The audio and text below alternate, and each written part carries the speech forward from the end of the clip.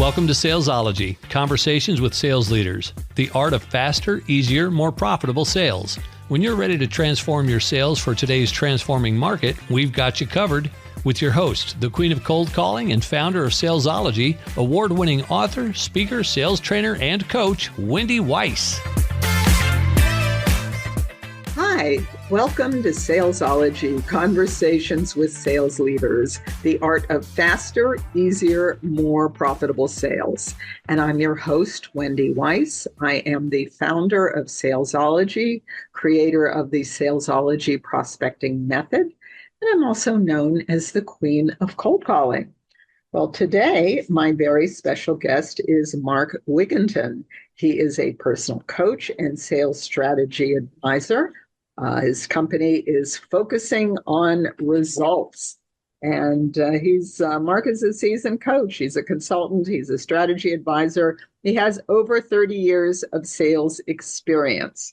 He's the founder of Focusing on Results, and he combines deep insights into human behavior with actionable strategies to help his clients achieve personal and professional growth.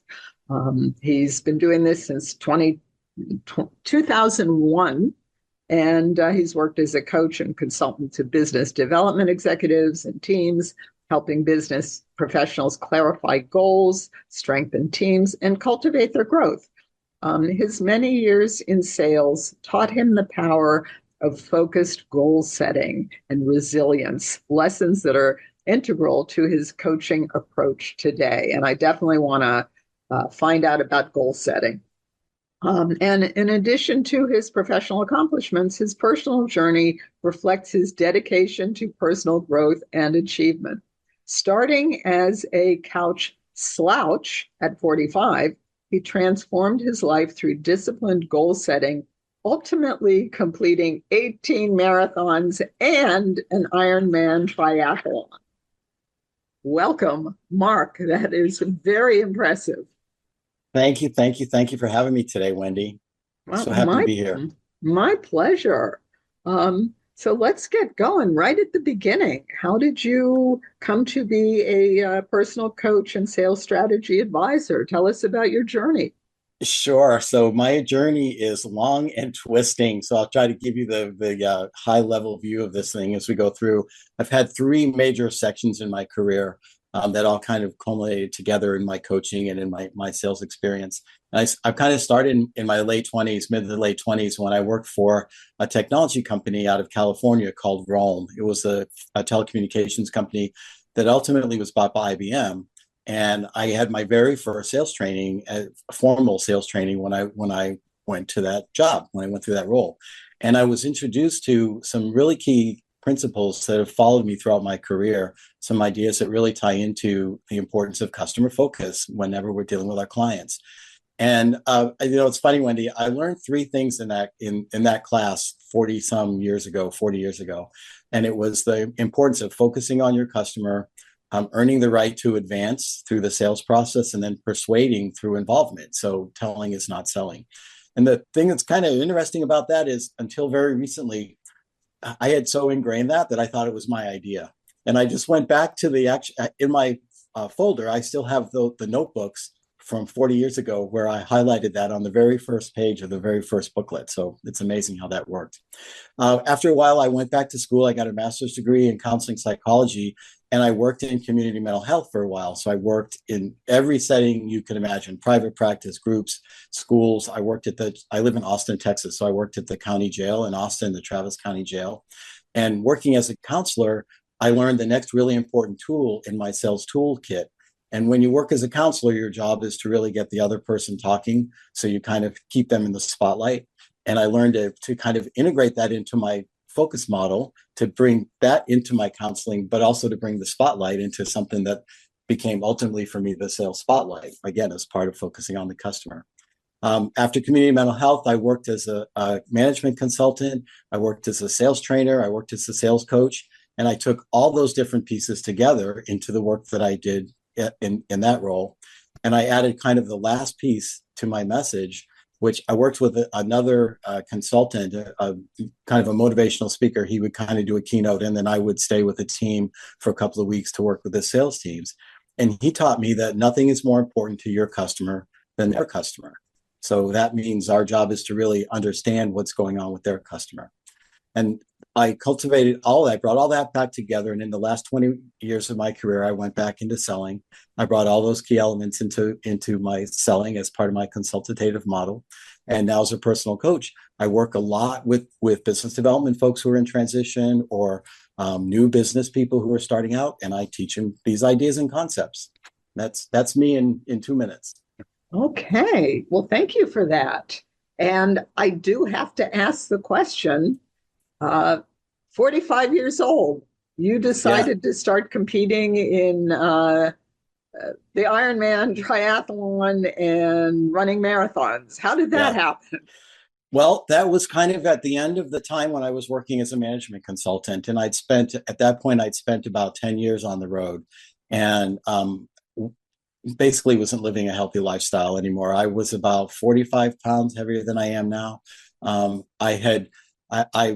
I struggled with, too much time in airport bars, too many hamburgers and, too many late nights and lots of stress. And I started just kind of walking to just kind of deal with my stress. And it evolved to running a 10K, and a 10K evolved to running a half marathon. And over a couple of years, I started running marathons. And a couple of years after that, I started my triathlon journey. So it was all really just kind of this evolution of trying to learn how to cope. And it's really funny how directly it tied into my selling skills when I made the transition back into the world of sales. I think that it was probably one of the key elements that brought me back into sales was the discipline that I learned, that I was learning in training, in long distance training, endurance training. And I think that really started to shine through in how I worked with my customers, how I worked my territory, how I worked all those key elements of being successful in my sales career. That's very interesting because the question I was going to ask you was, how does that tie in to your sales career and selling? But I am curious about, how did you keep yourself going? Because there are a lot of people that would say, I'm going to start walking, I'm going to start running, and then they go, this is too hard. Yeah. I'm going to go sit down. So what was that like? How did you keep yourself going, doing just a little bit more every single day? Yeah, well, I mean, that's the key right there. Do a little bit more every single day. I mean, I know that you talk a lot about your career in ballet, and it's the same kind of thing. You have to practice, you have discipline, you work out a schedule, you work out a plan. And that's what I did when I found this. So I was never an athlete. I'm not one of these guys that was a high school football star and then became 45. I moved constantly as a kid. I went to 10 different schools before the 10th grade, so I never really connected anywhere. And even in that phase of my career, before I went back to my last sales role, when I went into community mental health and then back into consulting, I had 20 different jobs in a 15-year period. So I was bouncing, and had this constant movement. And, it was paradoxically, when I found movement, like when I found running and endurance training and swimming and all the pieces that are involved in that, it settled me in a way that made just this profound difference in my life. And because I was seeing the difference in my life, the difference that goal setting and that working through all this process was causing, that's what, I guess, addicted me or empowered me to be able to continue to grow and to continue to go to the next step. One of the things that I have noticed as a dancer is when you're dancing, you can't be thinking about anything else other than exactly what it is you're doing. And I would imagine it's the same thing when you're running or competing. You can't have that chatter in your head about all the things you're not doing or things you're doing wrong or anything at all. You just have to execute. So yes and no. So when you're running and you're running, so I'm not fast, right? If there's marathons and races in general are broken up into age groups. And as I aged, I consistently was, if there were 10 guys in my age group, I was 7th. If there were 100 guys in my age group, I was 70th, consistently. So long time, being out on the road for a long time. The last marathon I ran was last year in 23. And it was over 5 hours.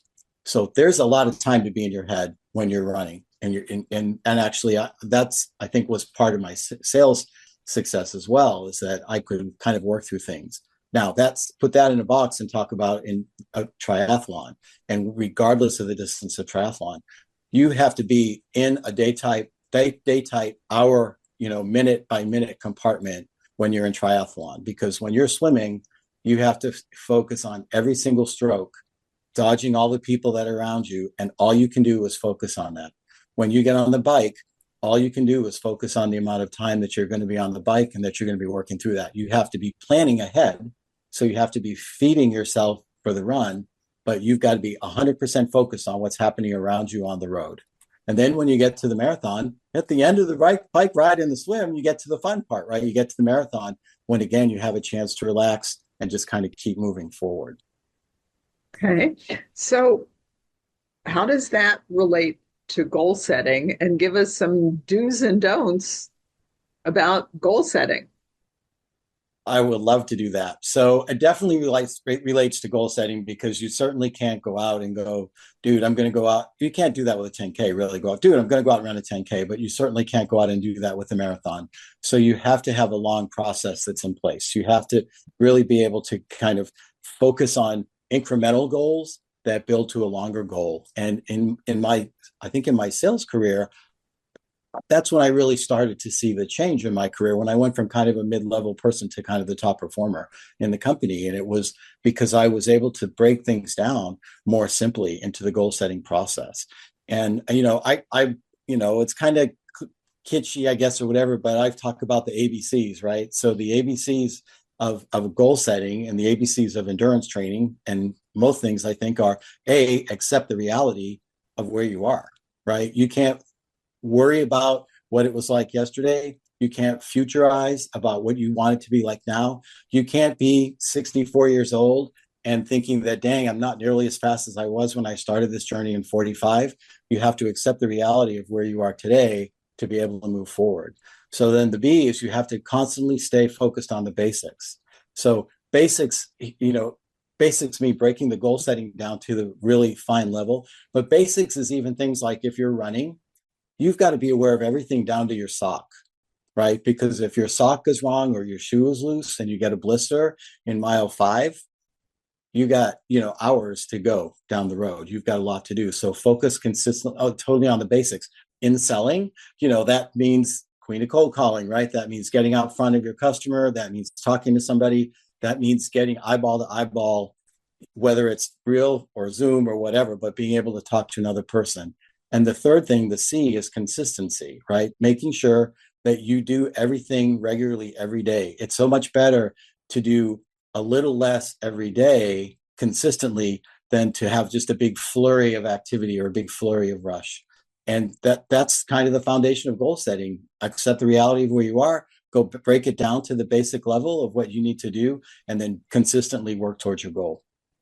So what advice would you have for somebody, a business owner or a sales manager, somebody that is managing a sales team, and you want your sales team to set some goals? You're going to help them because you manage them, but you want them to set the goals, and then they may or may not actually hit the finish line where they say they want to end up. So what advice would you give to those people that are managing salespeople?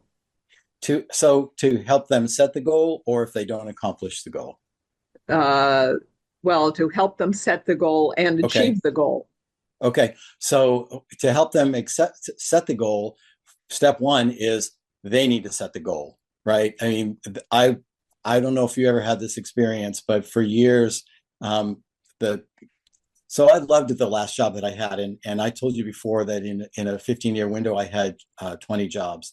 Well, in the last 15 years of my career, I had one job, and it was at the sales job for a professional services company. And I loved it. But what happened consistently was that they would set my goal, right? And they would say, this is what you're going to do. And I wouldn't have any feedback into that goal.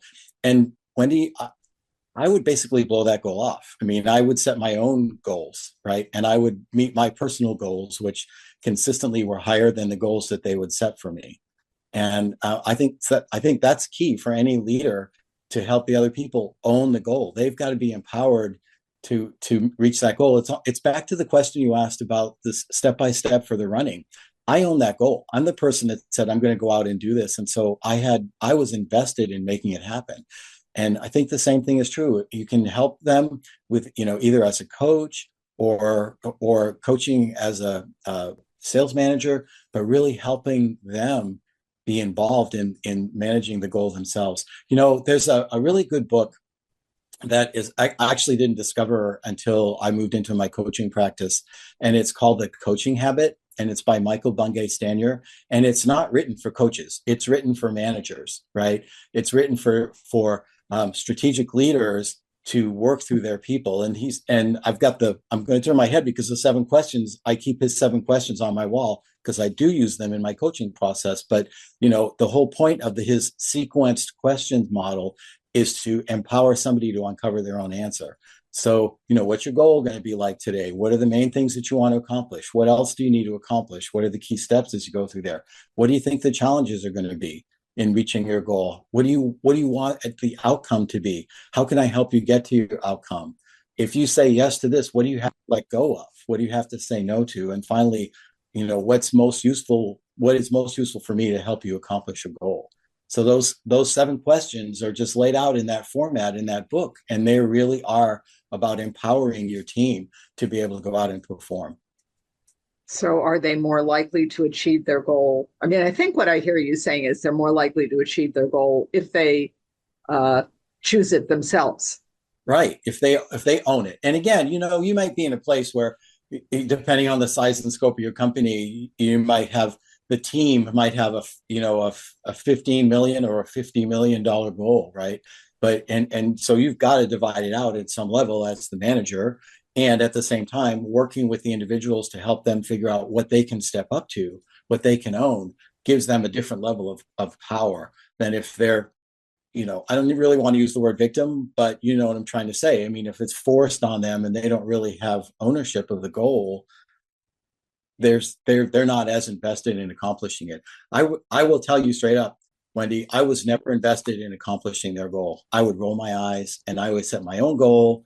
And I would, it's like I ran my sales territory. Like I used to joke and say I ran it like it was a Wendy's franchise. I ran my own shop, and I went back to the distributor. We were selling personal services. So I got my resources and I got support from the home office, but I really did what I wanted to do in my shop. And that was empowering to reach my goal. And then after a while, they let me do that, right? They saw that it worked, right? They saw that for me, that was the key that allowed me to perform in the way all of us wanted me to perform. I love that. So we are going to pause now for a word from our sponsor. But when we return, I'm going to ask my special guest, Mark Wigginton, something very controversial. See what he has to say. Salespeople, born or made? So we're going to be talking about that next. But now, a word from our sponsor, the Salesology Vault. And just about every guest that I've interviewed on the Salesology Conversations with Sales Leaders podcast has had a free gift for our listeners. And that does include my special guest today, Mark Wigginton. And so what we've done is we've taken all of those gifts and we've put them all in one place just for you. We call it the Salesology Vault, and it's packed full of free gifts from sales leaders, sales experts, marketing gurus, revenue generation experts, and we add another gift every week. We release a podcast every Monday, and when we do, we add a gift. You can log in as often as you'd like. You can download as many gifts as you'd like. It's all free. So the link to the Salesology Vault is in the show notes. So as soon as you finish listening to this podcast, go to the show notes, click on the link, download your gifts. You'll be glad you did. And we are back with my special guest, Mark Wigginton. He is a personal coach and sales strategy advisor, founder of Focusing on Results.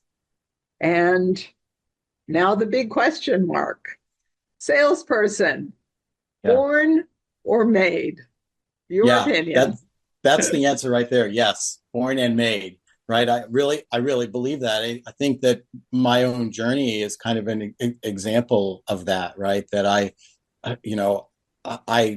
you have to have a personality to be able to communicate, right? Or you have to have a kind of an inborn skill set, I think, to be able to communicate. And that doesn't mean that you have to be really extroverted and talking. It could be that, or it could be that you're really empathic, that you really have the ability to listen and understand. That's a really important sales skill, to be able to listen and understand. And I think as you progress through your career, you learn things. I told you my story where, I learned one thing in my 20s in one job, and then I totally changed careers. And I took that step and I moved it forward to my next job. And then I shifted back and I took those two pieces and added it to the third job. And then ultimately that led me to to my sales career, and now into all of that coming together into coaching. So I really do believe that you've got to constantly educate yourself. If you're a sales pro, you need to be reading. You need to be going to the vault. You need to Wendy's vault. You need to be pulling resources that you're able to use to grow your knowledge and grow your business. And it's like any other skill. We've got to be able to continue to learn and grow. Right. Well, here is my pet peeve about the born salesperson myth, because I hear so many business owners or sales managers that say they've hired someone who's a born salesperson, so they're just going to let them alone and see what happens. Yep. And that does such a disservice to the salesperson. And I know from all my years as a dancer, I mean, one could be very, very talented. One can have an awful lot of talent to dance. But if you don't go to ballet class every single day, you're not going to be a ballet dancer. Yeah. So I am fully in the made camp. Talent, yep. I'll quote Anna Pavlova, talent alone is not enough. Work transforms talent into genius. That's great. It's so funny. The theme that kind of keeps coming up in our talk today, right, is about doing the work, growing as you go, constantly learning and growing. One of the most powerful things I learned in my sales career was something I learned really, really late. And I wish I had learned it 10 years earlier, 20 years earlier. And again, it has to do with the messages around customer focus, but it has to do with how you're approaching the different levels within an organization. And, you have to have kind of one level of message that you communicate with to the senior level people. And you have a second level that maybe to the operations people, that you have a second level of message that you communicate to them. And if you get those two messages mixed up, you wind up kind of getting kicked out. If you go to a senior leader and you're talking about really tactical things, they're going to push you down to the operations team. And if you go to the operations team and you're talking about ROI and strategic leadership and a 5-year vision and, the kind of things that maybe you've picked up in your homework with the client, you're going to turn them off as well. And they're going to kind of say, "Oh, this guy's airy-fairy. He's not going to help me meet my agenda, my objectives today." And what's so interesting to me, Mark, about what you just said, because this is kind of like real life. Like what you say has to be relevant to the person you're saying it to. Right. And it's always interesting to me that that's not more widely accepted as best practice. Yeah. Well, because people are taught to follow a script, right? So often people are taught they get a package from the marketing organization that says, here's the features and here's the benefits. And they don't really listen to the customer to understand how to adapt those features and benefits. A couple of weeks ago, from the time we're recording this, there was an article in the Wall Street Journal that was talking about the new selling environment. And again, our customers are so smart. Now, they have done so much research and so much homework before they even talk to us. They probably know our competitors. They've probably done some kind of a competitive matrix before they even know who we are.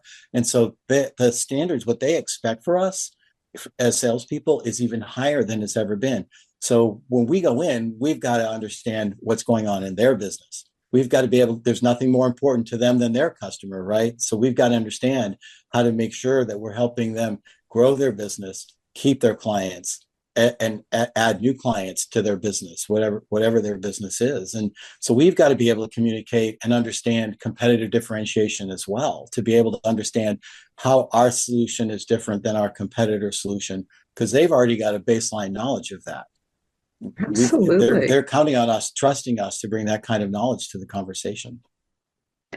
Yeah, so I know, and I think this is probably a really good lead in, but I believe that you have a gift for all of our listeners. So please share details.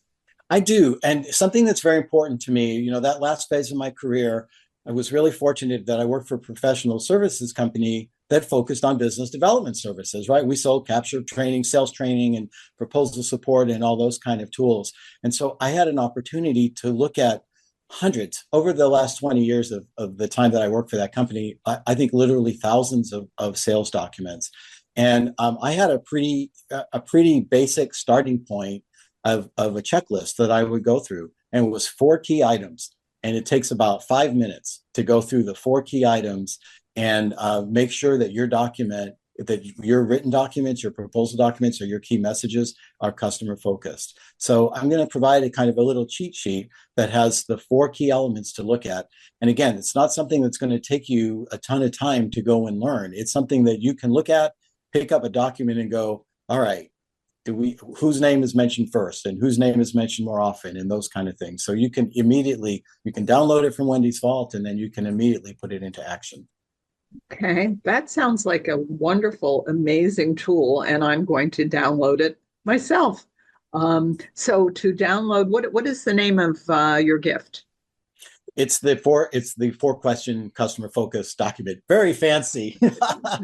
Very eloquent title. And if you would like to download that, the link will be in the show notes. So as soon as you finish listening to this podcast, go to the show notes, click on the link. And as Mark said, we will also include that in the Salesology Vault.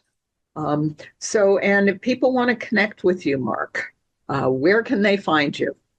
Yeah, the best place to reach out to me is LinkedIn. You can find me as Mark Wigginton. I'm probably the only Mark Wigginton that's connected to Wendy. I'm not the Mark Wigginton that runs the Portland International Raceway, I'll tell you that. And you can also go to my website, focusingonresults.com. Okay. So if you want to connect with Mark, his LinkedIn profile and also the link to his website, they're both going to be in the show notes. So as soon as you finish listening to this podcast, go to the show notes, click on the link, connect with Mark.